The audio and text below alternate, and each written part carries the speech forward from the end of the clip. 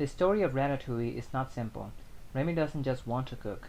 He knows that he has this ability, this gift, and he wants to be recognized for it. And cooking is not a rat activity. Remy has aspirations beyond his animal life. He says that he wants to leave his trace on the world to his father, to which he replies that he's talking like a human.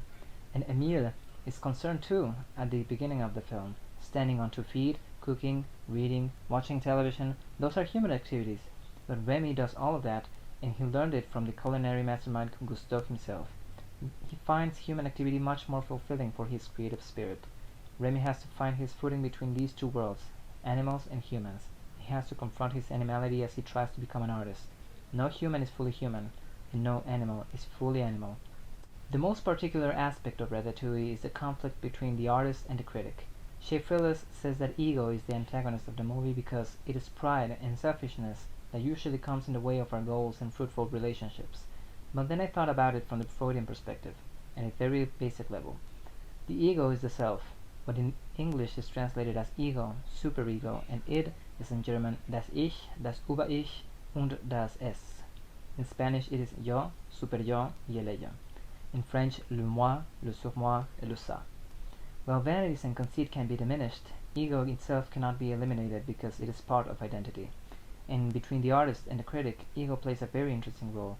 With their critique, the critic hurts the artist's ego.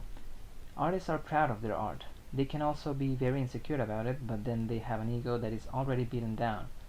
The ego of the artist is very fragile because their work reflects their self, their identity.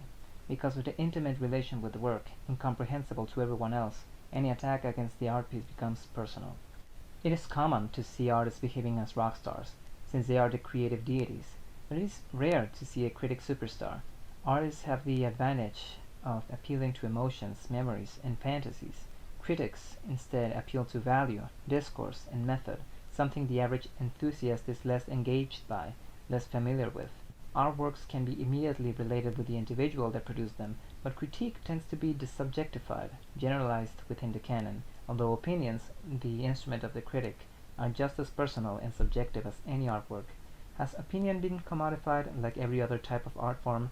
I wouldn't say so, but it is easier for the critic to disappear in comparison to the author. How many people know of the death of the author without knowing of Roland Barthes and the context in which he wrote his essay? Even if the critic succeeds in achieving fame, notoriety, and ultimately influence, they are vulnerable to this sort of erasure. The goal in Ratatouille is to impress and defeat the critic. Anton Ego was prepared to give Gusteau another unfavorable review, but the artist must not view the critic as their adversary. Ego realizes this applies inversely to the critic after tasting Remy's dish. The artist and the critic are not at battle. Critics do not only voice their opinion, they contribute to literary theory. They expand the language of critique and help others understand why they appreciate the art they so love. And while I deem critics those who emit critique professionally, the art consumer, the middleman in this binary of artist and critic, also exerts the role of critic. While not the first, Marcel Duchamp said that the artwork is completed by the spectator. Everyone can be an artist, and everyone can be a critic. The critic is an artist too. A critic is not one who only gives negative criticism, but one who situates the artist in front of the eyes of the world. So that's the end of the video. It's time for the Patreon question of the day. Computer asks, will the video keep on going? The answer is yes. So I mentioned Schaffrillas because I watched his video and I thought there were some things worth acknowledging, worth responding to. Mainly the thing about ego, but also a few other key points that I think can be addressed briefly. So we'll do that now. For starters, he mentions desire, the innate desire to create, purpose, fulfillment, and I mean, we could waffle for another whole video about the desire and what it is, but in relations to art and creation, well, I thought about that quote by Céline in which he says that la vraie inspiratrice est la mort, parce que si vous ne mettez pas votre pot sur la table, vous n'avez rien. Il faut payer. But it's not only about having a legacy, why you make art. It's also just because it's enjoyable, right? For the mere pleasure of doing it. Of course, it has to do with desire. Desire is the essence of life, right? Spinoza defined it as the essence of man, of humans. and Deleuze said that it was the essence of life. Since Lou Romano, the guy who voiced Linguini, was brought up in the video, I thought that because he's more of an animator than a voice actor, I thought that the guy who he was the model for Linguini's body movements and the animation of those movements, and John Gilkey, he would be acknowledged as well. And John Gilkey is a circus performer. He has worked in at least 4 Cirque du Soleil shows that I know of. I absolutely love his work, and this is I think one of the biggest things that he participated in. And he also writes in his website that he was never like invited back to do something similar. And I think that kind of sucks, because like the movements, whenever Linguini shimmies and like does those crazy movements, like that's him in action.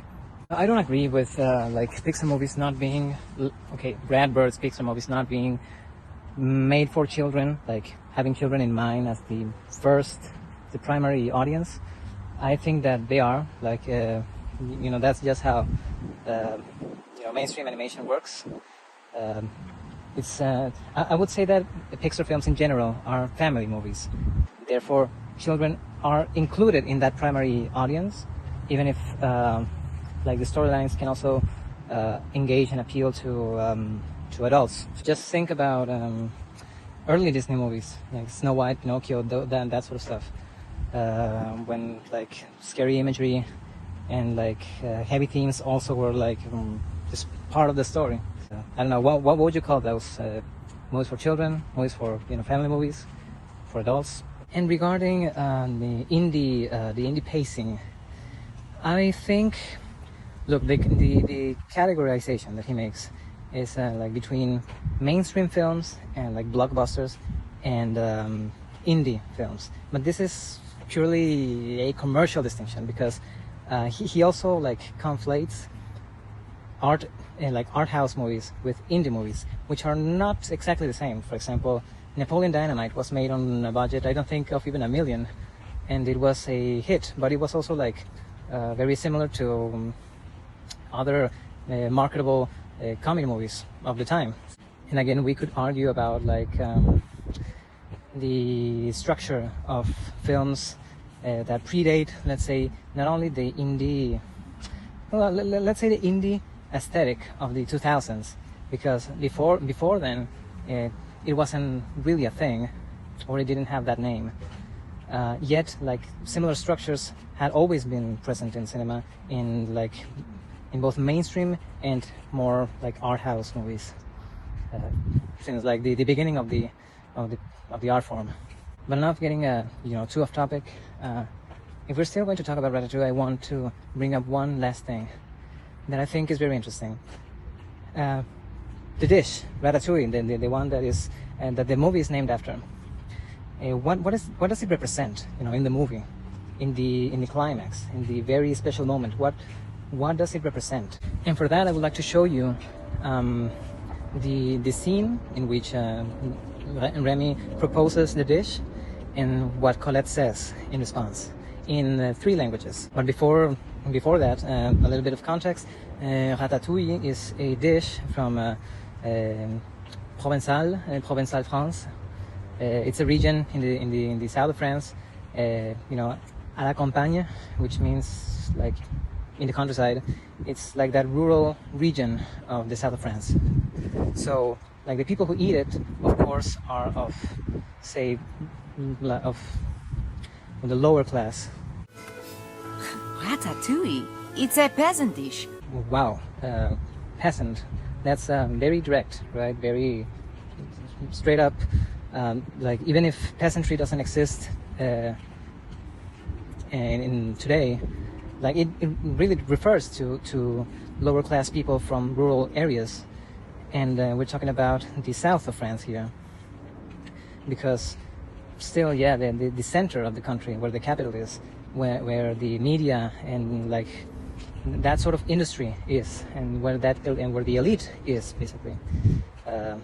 It is like preferable to the rest of the country, especially to the south. And a lot of people in France do not believe it should be that way, or do not feel that way, but it is.